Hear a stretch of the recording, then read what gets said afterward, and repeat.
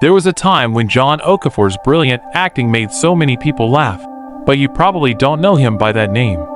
To most of us, the name Mr. Ibu sounds much more familiar. He was already cracking people up long before online skit makers or stand-up comedians were a thing. In essence, he was one of the pioneers of Nollywood comedy.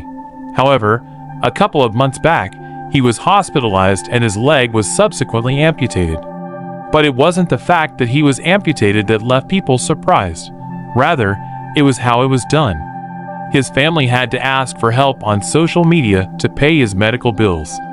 That makes us wonder what happened to one of Nollywood's finest. John Okafor was born in Okunanal West local government area of Enugu State. He spent most of his childhood there.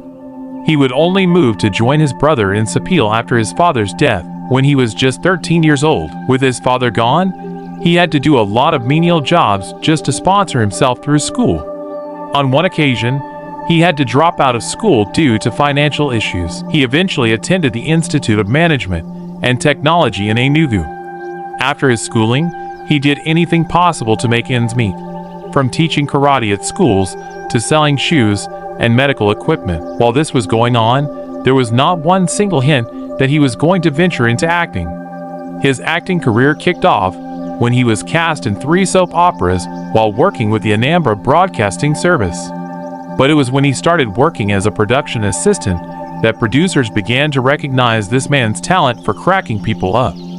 In 2004, he starred as Mr. Ibu in what would become one of the best comedy films in Nollywood. This was the beginning of Mr. Ibu's rise. Soon enough, he appeared in other comedy movies alongside A-list actors, including the famous comedy duo Aki and Paw Paw. Are you single or married? The two of them. I'm single and double. How? Before I was married, now I'm single, so I'm using the two of them. At his peak, he had earned a huge name in Nollywood, and people rumored his worth to be around $4.2 million.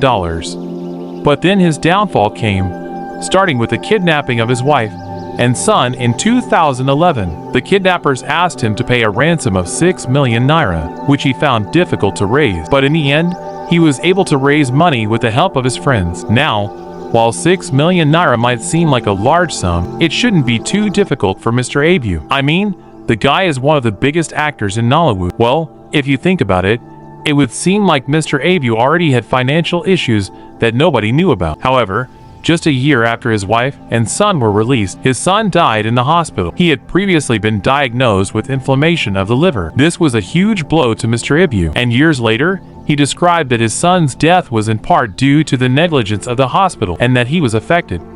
In another interview in 2017, Mr. Ibu alleged that he had been kidnapped and poisoned twice, and one of the kidnappings happened in his hometown.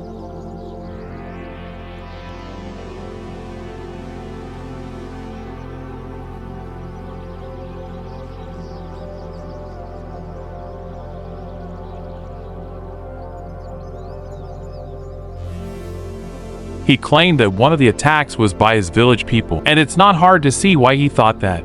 With time, Mr. Ibu put all these behind him. He focused on his acting career and his family, but his relationship with his wife would soon turn sour.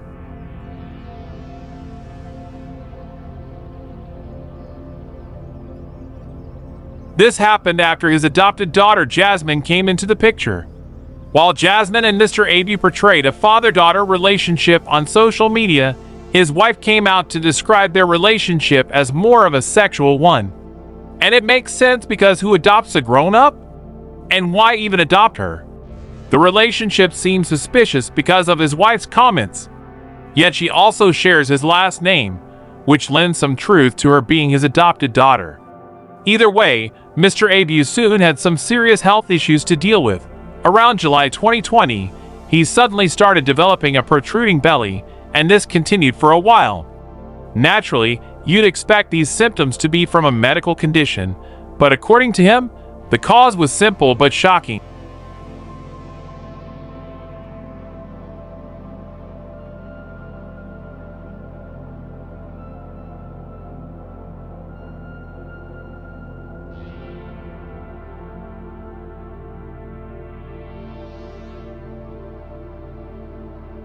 Well, according to Mr. Ibu, they were sent by his village people.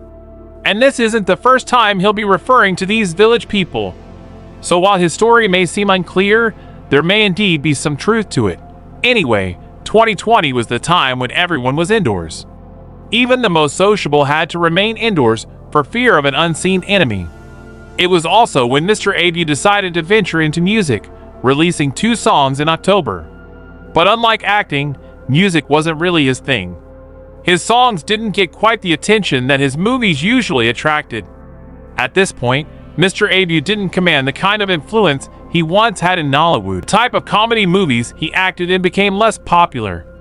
People generally shifted to comedy like Funka Kindly, Jennifer. Besides, people found it easier to just log on to one social media platform, where they could watch a skit or two and get that much-needed laughter. Skits were everywhere, and this meant that movies of the sort that Mr. Ibu acted in the early 2000s were no longer popular. But the worst was to come. Around August 2023, his health worsened considerably, and he was admitted to a hospital in Abuja on account of chronic kidney problems that he had managed in the past. Apparently, the issues with his kidney were the primary reason for the swelling of his stomach. Things weren't looking good for him.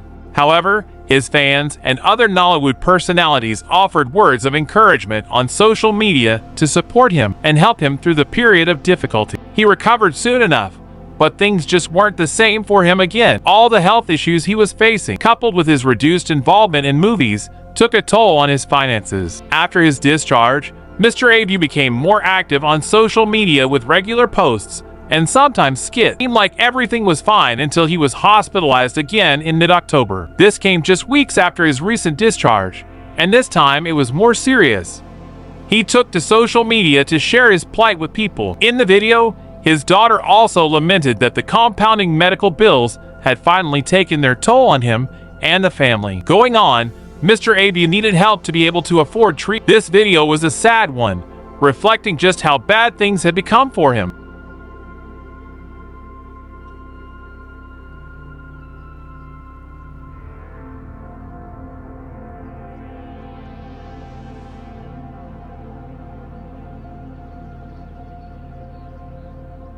His video went viral and brought reactions from various people. Kate Henshaw visited him in the hospital, while people continued to pour out their sympathy for him online. But as we know, when it comes to things like this, there is bound to be some sort of controversy. Weeks after Mr. Ibu released the video, his wife took to social media. She complained that people hadn't responded to her husband's call for help.